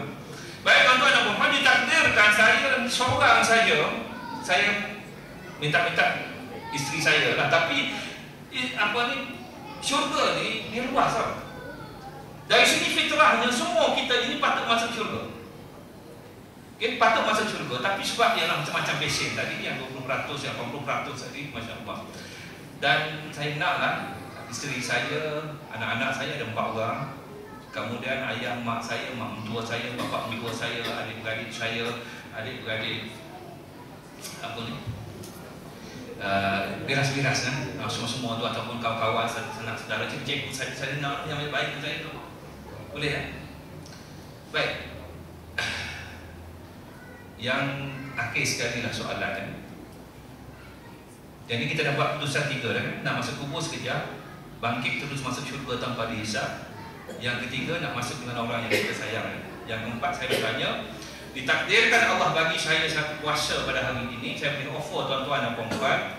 Tuan-tuan tak payah fikirlah tentang amal ibadat apa nak buat atas dunia ini. Bila mati saja besok terus dibangkitkan masuk neraka satu hari dan lepas tu masuk syurga. Satu hari je masuk neraka. Nak tak nak? Tak nak ya. Pasal apa tak nak? Saya pun tak nak. Pasal apa tak nak? Tuan-tuan ingat tuan-tuan baik sangat ke? Kalau tahun 2015 jawapannya tidak lagi, tentang Allah timbang besok 10 hari dalam neraka. Ini Allah bagi offer satu hari je. Tak nak ya, saya tak nak. Ada 2 sebab. Yang pertamanya, azab api neraka yang paling ringan diletakkan di bawah tapak kaki ini menggelegak kepala otak kita. Ini azab ni untuk siapa? Pernah dengar kuliah-kuliah? Untuk siapa tu? Abu Talib, bapa saudara Nabi. Ada di sini bapa saudara Nabi? Mak saudara Nabi ada? Tak ada kan? Maknanya itu azab khusus untuk Abu Talib. Maknanya kita ni yang bukan dari situ mungkin berat sikit lah. Itu fikir macam itu saya tak nak. Masya Allah, subhanallah, Allahu Akbar. Dan tuan-tuan dan puan-puan, saya bagi analogi sikit ya. Tuan-tuan suka minum kopi, saya suka minum kopi. Dan biasalah balik-balik petang-petang ke apa, saya katakan isteri saya jangan buat kopi ya. Dan isteri saya dia tak ada lah. Wah, kita ke baru balik sama-sama kerja. Duduk lah dulu. Ada orang perempuan dalam hati tu bengkak macam itu lah. Kan? Tapi dia tak suka. Yalah. Dan nak buat kopi ni yang paling sedap, pakai serubuk ke pakai hujan? Serubuk kan? Berapa ramai perempuan yang kat rumah ada serubuk lagi tak? Siapa yang ada penapis? Rumah saya tak ada rasanya penapis tu, tak tahu lah. Isteri saya pakai hujan, tapi saya redha lah.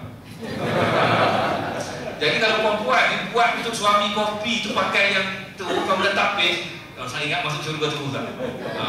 Nak cari wanita macam itu sekarang ni agak sikit sukar. Tapi saya sebagai suami saya redha, tak apa. Hujan-hujan lah. Dan untuk kita buat yang terbaik, kita mesti pakai air yang mendidih. Kita pakai air termos, memang tak sedap. Saya boleh rasa. Tapi kalau isteri itu memang malas betul lah tu, dia pakai air termos lah. Okey. Tetapi kalau nak buat untuk suami ni, saya rasa isteri saya dia akan masak air yang baru. Masak saja, dia Dia pun bubuh hujan, kacau-kacau dia bagi. Jam, kopi. Boleh minum ke tak boleh minum? Boleh minum ke tak boleh minum? Tak boleh, pasal apa? Panas. Ini benda yang kita suka.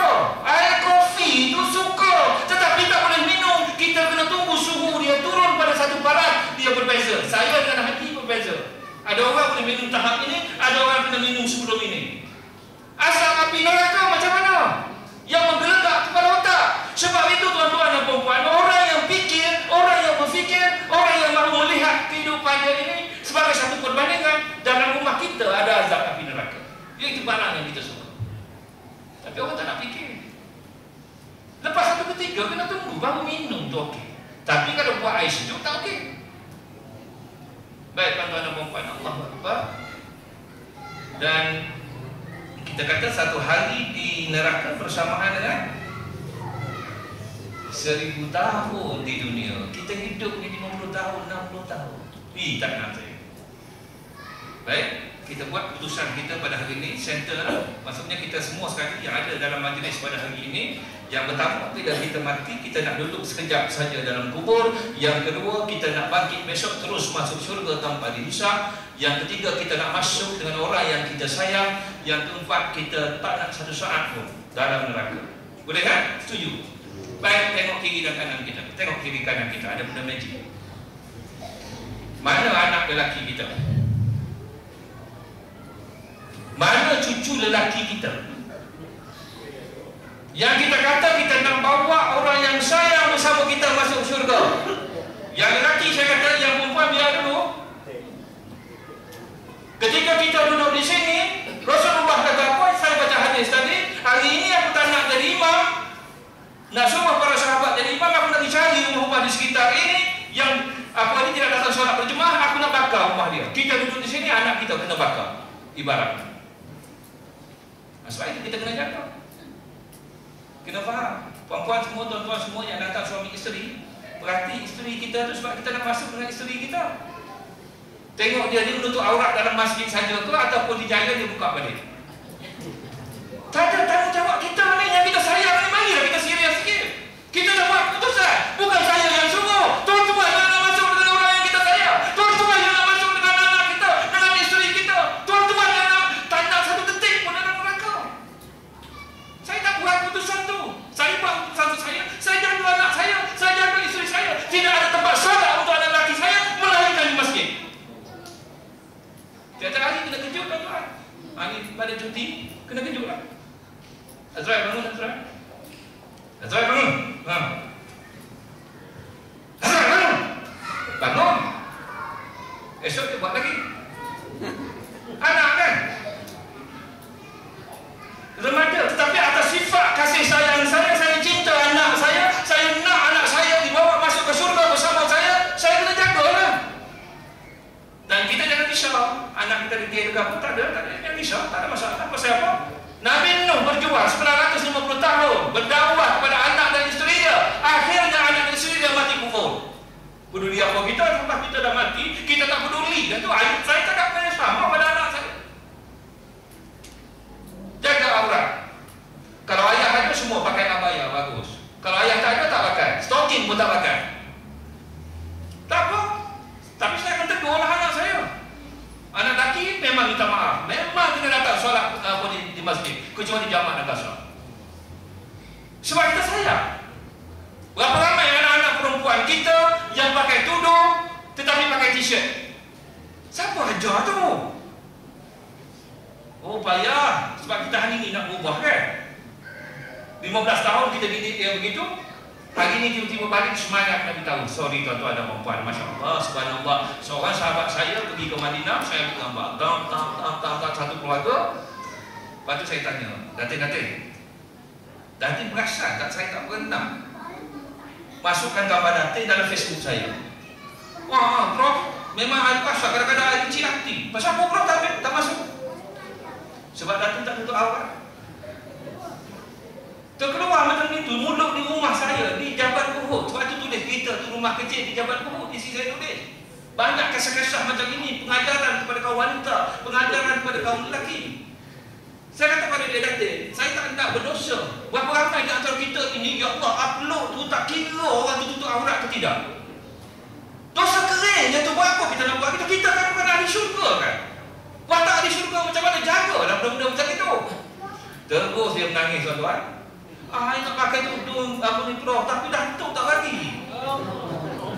Terkeluar depan di rumah saya begitu, Masya Allah, Subhanallah. Betul ke Datuk? Sebab Datuk saya kenal seorang yang sangat dermawan.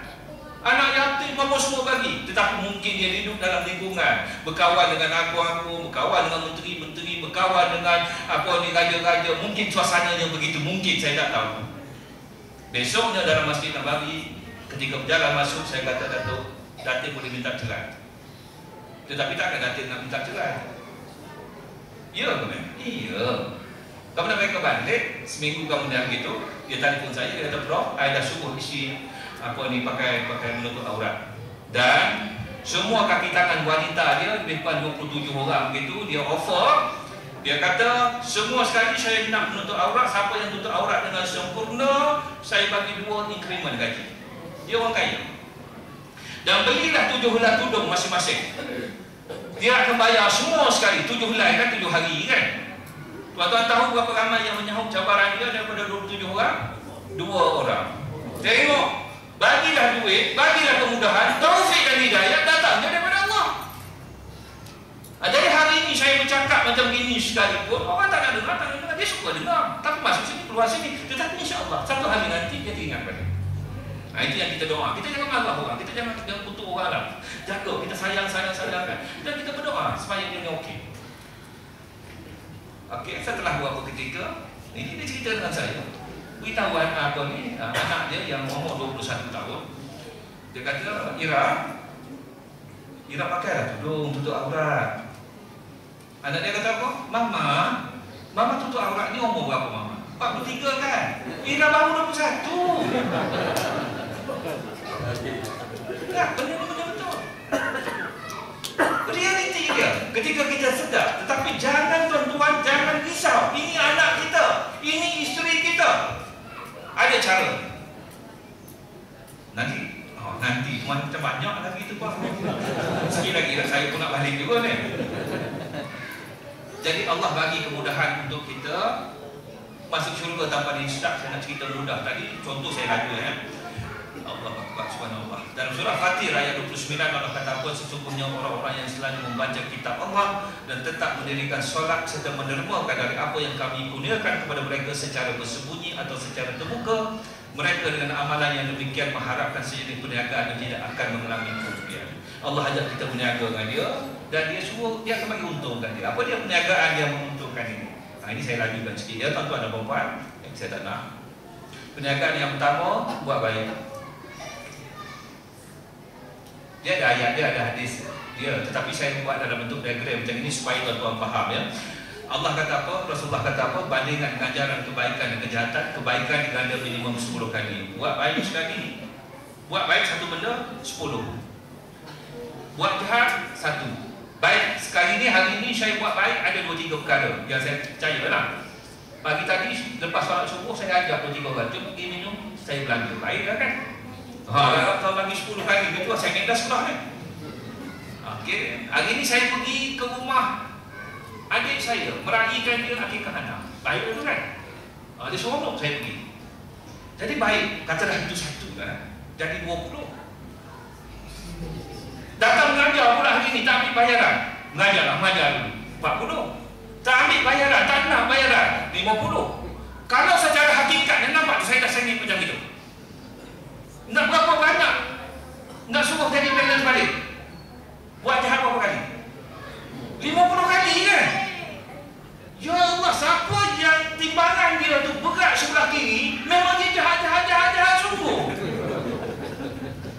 Ini yang Allah kata perniagaan yang tak ada rugi. Tak pernah sabar tuan-tuan. Kalau tuan-tuan ada kesedaran nak masuk syurga tanpa dihisab, nak masuk kepada orang yang kita sayang, Masya Allah, tak pernah sabar.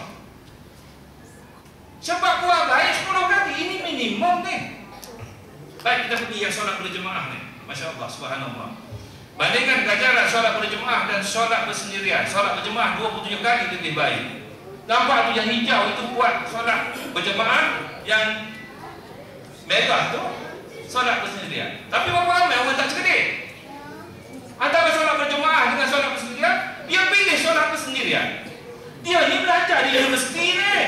Dia ni yang sebenarnya ada didikan agama. Tetapi Allah bagi pada orang yang faham. Tak ramai orang faham, tuan-tuan. Subuh satu sah je. Subuh kadang-kadang dua sah je. Yang ramai yang tak faham. Cerdik ke antara 27 dengan 1, dia pilih 1. Secara dasarnya taklah. Tuan-tuan timbang kan? Balik fikir, renung betul-betul. Ya Allah, subhanallah. Kalau pergi kan seronok. Right? Siapa masuk dalam Masjid Nabawi akan jumpa lah hadis ini. Masuk pintu belakang tu, tengok belakang, ya Allah ada ni Ataupun masuk ikut tepi, tengok ada. Tengok sebelah sana pun ada ni, yang merah ni. Jabir bin Abdullah berkata, yang Rasulullah SAW bersabda, solat di masjidku ini lebih utama 1000 solat daripada solat di masjid selainnya kecuali Masjidil Haram, dan solat di Masjidil Haram lebih utama 100.000 kali. Tengok Allah meniaga, bayar 56.000, naik kapal terbang pergi buat umrah, solat dalam Masjid Nabawi 1000 kali. Solat 1 jam dalam Masjid Nabawi serupa 1000 jam solat di masjid ni, Al-Ansar. Faham tak? Okey. Ada satu hadis lain yang mengatakan bahawa ada 3 tempat yang disyariatkan untuk bermusafir dan beramal ibadah. Masjidil Haram, Masjid Nabawi, Masjidil Aqsa. Disyariatkan, dituntut dan diperintah. Maksudnya macam mana, tuan-tuan? Kalau tuan-tuan nak pergi ke tanah Jawa, nak solat di Masjid Wali Songo, pergilah, tak apa, tak ada masalah. Solat bersendirian dapat 1 kat sana, solat berjemaah dapat 27. Tak serupa solat sini? Serupa kan? Kalau tuan-tuan pergi kerana nak bermusafir dan beramal ibadat di Masjidil Haram, Masjid Nabawi, Masjidil Aqsa, Allah jaga daripada rumah ini sampai pergi ke sana, sampai balik ke sini. Mati insya-Allah, mati syahid. Sebab dia disyariatkan. Saya baca sekali lagi. Ada 3 tempat yang disyariatkan untuk bermusafir dan beramal ibadat. Masjidil Haram, Masjid Nabawi, Masjidil Aqsa. Ada dengar saya sebut Mekah? Tak ada. Ada dengar saya sebut Madinah? Tak ada. Ada dengar saya sebut Palestin? Tak ada. 3 tahun saya duduk di sana, saya perhati jemaah yang pergi umrah, dia pergi solat subuh balik, zuhur pergi balik, asar pergi balik, maghrib dengan isyak dia cantum sekali. Berapa jam? 4 jam. 4 jam dia duduk dalam masjid, 20 jam dia duduk di mana? Di luar masjid. Ya Allah. Puak-puak ni lah yang balik daripada haji umrah yang tak boleh datang solat di sini. Di Mekah dan Madinah aku pergi bukan ada kerja apa pun. Aku pergi ke sana semata-mata kerana Allah, semata-mata kerana Allah, semata-mata kerana Allah nak buat amal ibadah. Yang disyariatkan di mana? Masjidil Haram, Masjid Nabawi, Masjidil Aqsa. Bukan Mekah, bukan Madinah, bukan Palestin. Berapa ramai orang tak faham ni? Bila sebut itu kan bayang orang aku pun terlibat tu. Jadi tuan-tuan kena faham. Baik, sebab itu dalam Masjid Nabawi kita jumpa orang.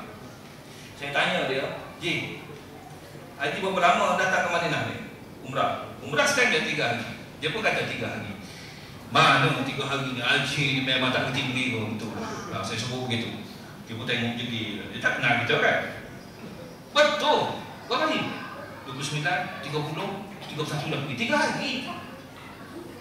Tak ada. Saya kata hari ini saya nak buktikan 3 orang ni berbeza-beza hari, walaupun datang naik kapal terbang yang sama, pakej yang sama, bayar yang sama, duduk di hotel yang sama. Mula mata tengok. Baik, saya pun baca hadis ni. Saya kata tuan-tuan tahu tak? Orang Malaysia duduk dalam Masjid Nabawi ni 4 jam. Saya yang duduk di Madinah ni, saya kerja di Madinah, saya duduk 7 jam sehari. Pasal apa? Sebab saya faham nikmat berada di Madinah ini, yang ada di Madinah yang tak ada di Malaysia ini Masjid Nabawi. Baik, kita ikut standard biasa, datang 4 jam. Satu hari bersamaan dengan 4,000 jam. Betul? Kalau solat di sini 4,000 jam duduk 3 hari, berapa? 12,000 jam. 4,000 jam kali dengan 3 hari, 12,000 jam. Di sisi Rasulullah bagi 24. Berapa hari? Cuba kira, 12,000 bagi 24. Mana boleh kira? Kena ada kalkulator. Sebab itu Allah kata kepada kita, jangan kau hitung nikmat yang aku bagi pada kau tak akan dapat hitung. Ini baru nikmat duduk dalam Masjid Nabawi. Ada kalkulator kira dalam buku nota dari Madinah, memang saya dah kira 12,000 bagi 24, 500 hari. Inilah perniagaan yang tak akan rugi. Dan ada orang cerdik dalam ramai-ramai itu, ada orang cerdik. Dia kata, ya Allah, aku datang sini, aku nak buat amal ibadat khusus. Takkan 24 jam, nak duduk 4 jam saja dalam masjid, jangan disyariatkan. Dia pun duduk 12 jam 1 saat, baru betul. Baik, tolak 1 saat, 12 jam kali dengan 1,000, 12,000 kali dengan 3 hari, 36,000. Cuba bagi dengan 24, berapa? 1,500 hari. Orang datang package yang sama, naik kapal terbang yang sama, duduk di hotel yang sama, seorang duduk 500 hari, seorang 1,500 hari. Tengok bagaimana Allah bagi ilmu yang berbeza-beza pada orang. Sebab itu kita kena, Masya Allah, minta dengan Allah. Dan orang yang duduk dalam keadaan begitu tawaduk dan menangis. Okey dah. Nak hurah yang itu, ya Allah, subhanallah, panjang. Tengok tu. Ini masa saya berdakwah bagi ceramah kepada presiden saya. Saya beritahu tadi kan umur kita 74 tahun, tuan-tuan letaklah diri tuan-tuan dekat mana. Saya kat situ. Saya kata dengan Profesor Dr. Sulaiman tu, dekan saya, Prof dekat kan tu 74 tu. Umur dia 60. Presiden saya dekat 50. Itu ada lagi dalam 24 tahun lagi Datuk, saya kata. Tapi 24 tahun kalau kita tak sedar, cepat. Kan nak ingat mati ini. Biar dia mentadbir, ingat pada mati.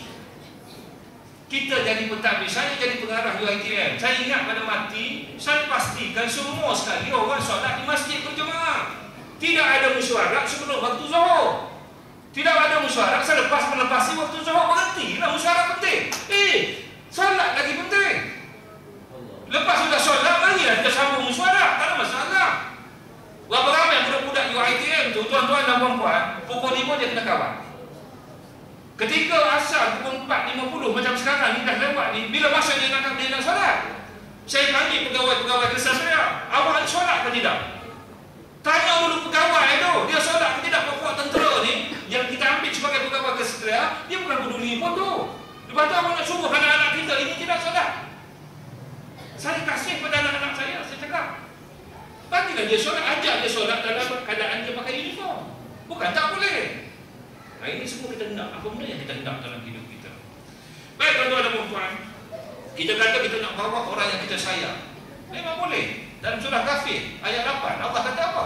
Wahai Tuhan kami, dan masukkanlah mereka ke dalam surga anak yang engkau telah janjikan kepada mereka, dan masukkanlah bersama-sama mereka orang-orang yang layak di antara ibu bapa mereka dan isteri-isteri mereka serta keturunan mereka. Sesungguhnya engkau lah Jua yang maha berkuasa dan maha bijaksana. Ini malaikat tuntut dengan Allah, sebab Allah dah janji. Dia kata kita semua ini masuk surga. Tetapi orang-orang yang layak, orang layak macam mana?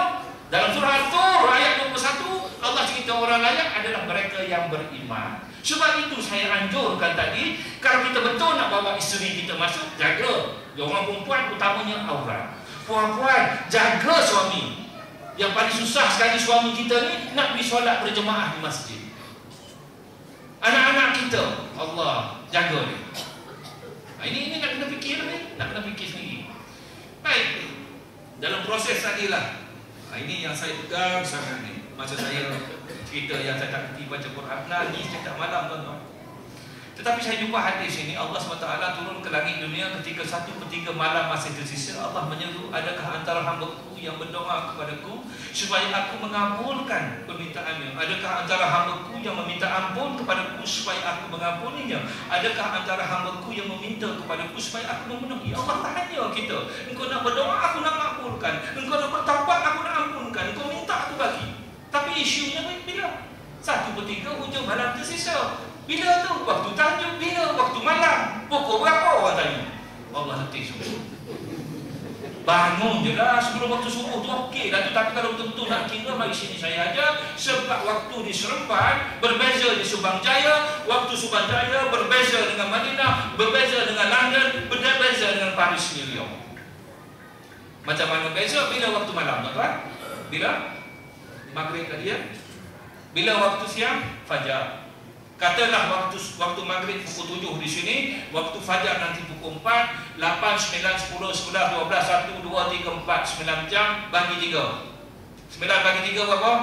3. Hang nak takkan 3, 2, 1. Pukul 1 lah tu mula. Kan? Tak tahu siapa duri lagu tu lah. Sejam sebelum waktu subuh bangunlah semayang. 2 rakaat 1 witir, 2 tahajud 1 witir dah cukup kan. Lepas tu cerita dengan Allah, ya Allah, ampunkanlah dosa-dosa aku ni ya Allah. Ya Allah, aku ni banyak dosa ya Allah, dosa penglihatan, dosa pendengaran, dosa tutur kataku ya Allah, dosa-dosa lintasan hati aku ya Allah. Jika aku ni pernah berlaku syirik, pernah menduakanmu ya Allah, ampunilah aku ya Allah. Sungguh aku tak pernah berniat begitu ya Allah. Jika dia berlaku kerana aku ni bodoh ya Allah, aku ni jahil. Ya Allah, aku jadikanlah isteriku sebagai isteri yang solehah, yang taat kepada perintahmu, yang nak menutup aurat dengan sempurna ya Allah. Ya Allah, jadikanlah anakku Sarah Fatihah binti Muhammad Kamil ya Allah, Ahmad Haris Azra ya Allah. Ya Allah, jadikanlah Ahmad Amirul Imran ya Allah. Jadikanlah anakku Farah Sofia, anak-anak yang soleh dan solehah yang mendoakan kedua orang bapanya. Menangis kita. Coba bayangkan tuan-tuan, bangun begitu sampai mati kita buat. Takkan Allah begitu kejam sekali tak nak tunaikan permintaan kita? Nak harap pada kudrat kita tak ada, payah minta dengan Allah tu. Puan-puan jangan duk cerita pasal masalah suami dekat orang. Berapa ramai orang pergi pejabat duk cerita suami aku ni jahat semua. Mana tadi tak balik tu, sah ada betina lah tu. Dan kau jangan cerita kat orang, ceritakan kau sahabat saja. Tuan-tuan, sekejap saja ada seorang, saya cerita betul ni. Dia bercerita suami apa ni antara kawan wanita tadi. Yang wanita ini kontak saya pula. Pura-pura kenal tak dia ni? Kenal? Kenapa? Apa ni, suami dia sepilik dengan saya. Suami dia apa ni dah henti setahun tak balik. Isteri dia cerita kat saya, saat kami di sekelas, beritahu pada isteri dia jangan cerita dekat orang kerana kita tak boleh percaya pada orang. Orang ni akan cerita pula pada orang lain. Pada tak betul saya cakap macam itu. Terkejut sekejap. Tak memang kena cakap macam itu. Puan-puan ceritalah dengan Allah SWT tengah malam menangislah. Dia tak akan cerita dengan orang lain. Dan Tuhan akan selesaikan terus masalah kita. Apa yang dia selesaikan, hilang mudah bulan. Bila kita menangis saja dengan Allah, ya Allah Tuhanku, terima kasih ya Allah, kau anugerahkan suami kepadaku ya Allah. Tapi suami aku jahat ya Allah, dia ada perempuan lain ya Allah, begini. Ya Allah, lembutkanlah hatinya ya Allah. Kita menangis menitiskan air mata dengan Allah SWT. Masya Allah, subhanallah, Allahu Akbar. Kita akan rasa betul. Buatlah. Baik tuan-tuan, kita buat kesimpulan dah tengah malam ni 9.35. Berapa saya dah sampai rumah insya-Allah. Jadi kita semua ni kita kira tua lah. Pasal apa tua?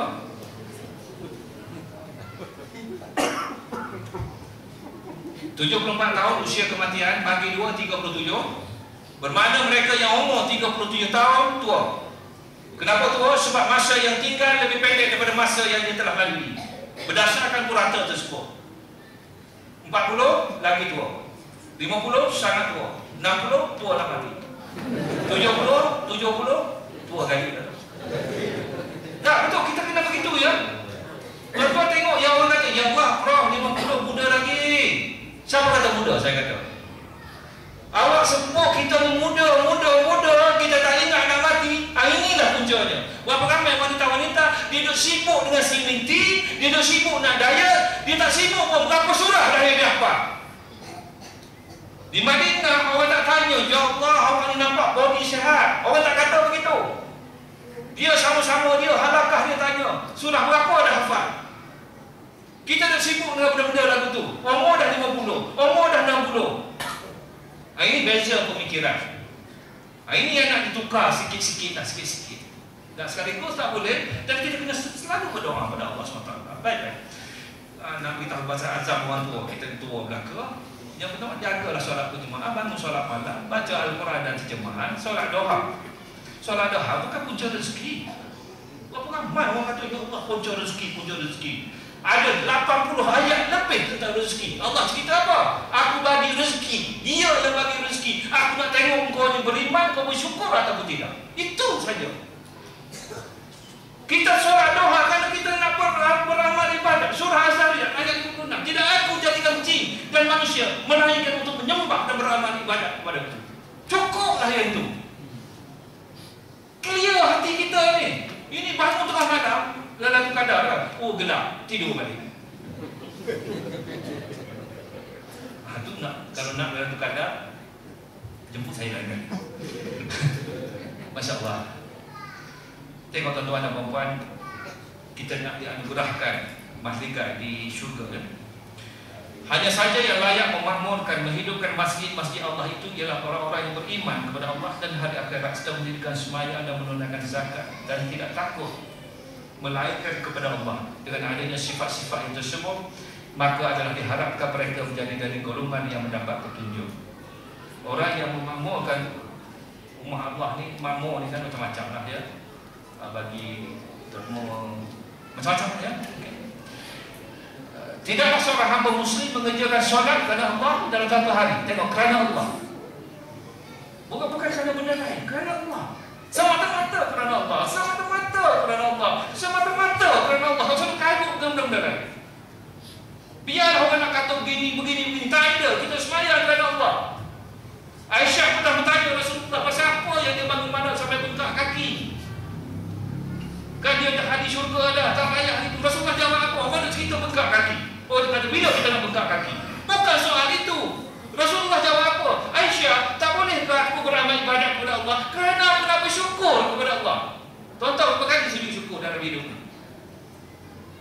Tidaklah seorang hamba muslim mengerjakan solat kerana Allah dan satu hari 12 rakaat sebagai tatawwu, dan bukan fardu, melainkan Allah akan membangunkan untuknya sebuah rumah di syurga. Membina masjid, ini bahasa saya apa ni? Sebab kita bina masjid balik di Kelantan. Saya buat collection sikit. Alhamdulillah dalam masa 2 minggu kita dapat 350,000. So saya dah pergi Kuala Kerai orang ni, ya Allah seronok bawa duit banyak ni. Orang minta 5,000, kita bagi 50,000. Mana dia orang tak seronok kan? Dari Muhammad bin Labid katanya, ketika Uthman bin Affan bermaksud hendak merombak masjid, orang ramai tidak setuju.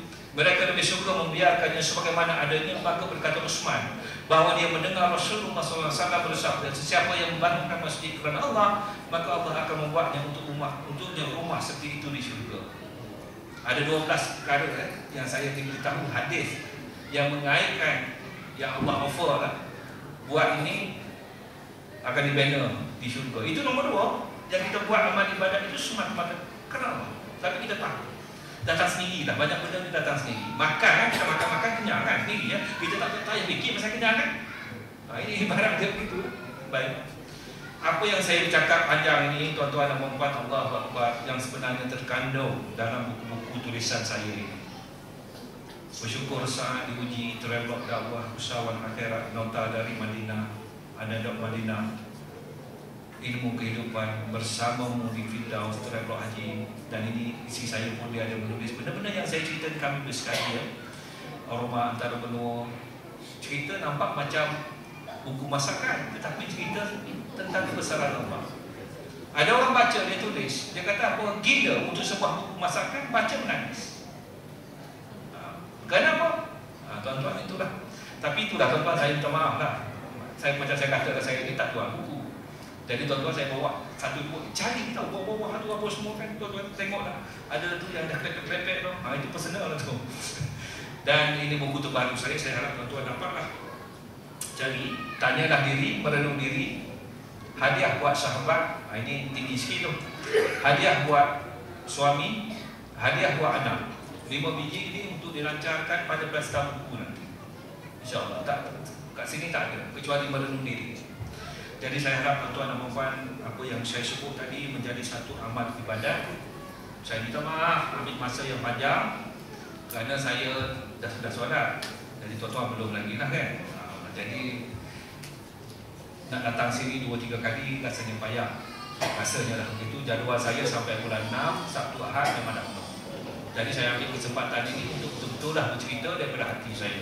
InsyaAllah. Kalau ada salah silap, saya mohon keampunan Allah SWT. Astaghfirullahaladzim. A'udzubillahi minasyaitonirrajim. Bismillahirrahmanirrahim. Alhamdulillahirabbil alamin. Allahumma shalli ala Muhammad wa ala alihi Muhammad. Allah wahdahu la syarika lah, Muhammad abduhu wa rasuluh, tawajjah haitsu syi'ta fa innaka maghfur. Ya Allah, ya Tuhan kami mohon keampunan daripada-Mu ya Allah, kami mohon kerahmatan-Mu ya Allah, kami mohon taufik dan hidayah-Mu ya Allah. Ya Allah, ya Tuhan kami, sungguh banyak dosa-dosa yang telah kami lakukan, sama ada dosa-dosa yang kami sedar ataupun yang kami tidak sedar. Dosa-dosa penglihatan, dosa-dosa pendengaran, dosa-dosa tutur kata kami, dosa-dosa lintasan hati kami. Ya Allah, ya Tuhan kami, jika kami pernah berlaku syirik, pernah menduakan-Mu ya Allah, keampunilah kami ya Allah. Sungguh kami tidak pernah berniat begitu ya Allah, jika ia berlaku kerana kebodohan dan kejahilan kami. Ya Allah, ya Tuhan kami, keampunilah dosa-dosa kedua orang ibu bapa kami, kaum keluarga kami, anak-anak dan isteri kami ya Allah. Ampunilah dosa-dosa guru-guru kami, ya Allah, ampunilah dosa-dosa kaum muslimin dan muslimat ya Allah. Ya Allah, ya Tuhan kami, Kau permudahkanlah kehidupan kami di dunia dan akhirat ya Allah. Jadikanlah kami manusia yang sentiasa bersyukur kepada-Mu. Ya Allah, ya Tuhan kami, jika kami dipanggil oleh-Mu, tempatkanlah kami di kalangan orang-orang beriman dan beramal soleh. Masukkanlah kami ke dalam syurga-Mu ya Allah, syurga yang paling istimewa ya Allah, dan masukkanlah kami tanpa dihisab ya Allah. Masukkanlah kami dengan rahmat-Mu ya Allah. Kami memohon kepada-Mu kerana Engkau-lah yang telah menciptakan kami, Engkau-lah yang maha berkuasa, Engkau-lah yang maha pengasih, dan Engkau-lah yang maha penyayang. Engkau-lah yang satu-satunya yang kami sembah, yang kami minta pertolongan ya Allah. Subhanallah walhamdulillah wa la ilaha illallah wallahu akbar wa la haula wa la quwwata illa billahil aliyyil azim. Amin.